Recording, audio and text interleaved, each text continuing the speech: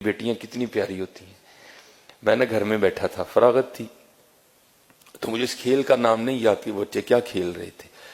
وہ کو پرچیاں ڈالی تھیں, ایک پرچی پہ لکھا تھا بادشاہ, ایک پہ لکھا تھا وزیر, ایک پہ لکھا تھا قاضی, اور ایک پہ لکھا تھا چور. ان چار پرچیوں کو بند کر کے نہ پھینک دیتے, پھر سارے ایک ایک اٹھاتے تھے. اب جس کے حصے میں بادشاہ کی پرچی آئی وہ بادشاہ بن گیا, جس کے حصے میں قاضی کی آئی وہ قاضی بن گیا, جس کے حصے میں وزیر کی آئی وہ وزیر, اور ایک کے حصے میں آنی ہے چور کی. تو پھر جس کے حصے میں چور کی پرچی آنی ہے اس کے لیے پھر بڑے سخت معاملات ہیں. بادشاہ سلامت اس کو جو چاہے حکم دے.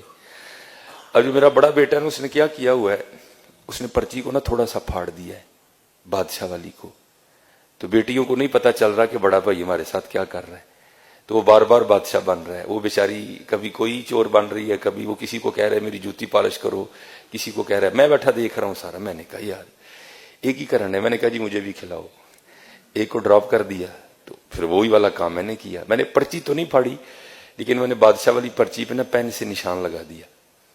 اب 2-4 بار بادشاہ بن کے میں نے اسے خوب کام کروایا. تو میں نے کہا چل یار ہوں بچیاں بھی بادشاہ بنائیے.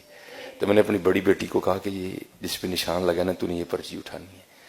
اب بادشاہ والی اس نے اٹھا لی, تو میرے حصے میں آ گئی چور والی پرچی. اب سب نے بتانا تھا کہ کیا پرچی آئی ہے, تو سب نے بتایا. تو اینڈ پہ نا مجھے سارے کہتے ہیں جی بابا آپ کیا بنے ہیں. تو میں نے کہا جی میں چور بنا. میں حضور کے ممبر پہ بیٹھا ہوں, میں جھوٹ نہیں بولوں گا. میری چھوٹی بیٹی رو پڑی اور میرے گلے لگ کے کہتی میرے بابا چور نہیں ہے. میرے گلے لگ کے رو پڑی. خدا ممبر پہ بیٹھا ہوں حضور کے, میں جھوٹ نہیں بول رہا. حالانکہ میں ایسی باتیں نہیں سناتا, یہ آپ کی دلجوئی کے لیے سنا رہا ہوں کہ بیٹیوں کے لیے کبھی ایسا فکرہ نہیں بولنا. یہ رحمت ہوتی ہے. میں ممبر پہ بیٹھا کہہ رہا ہوں, میرا اللہ گواہ ہے اس بات کا. ہاں میں ایسی باتیں نہیں سناتا. وہ میرے ساتھ لگ کے نہ رو پڑی, حقیقتاً رو پڑی, اور کہتی میرے بابا چور نہیں ہے. یہ رحمت ہے. بیٹیوں سے محبت کرو.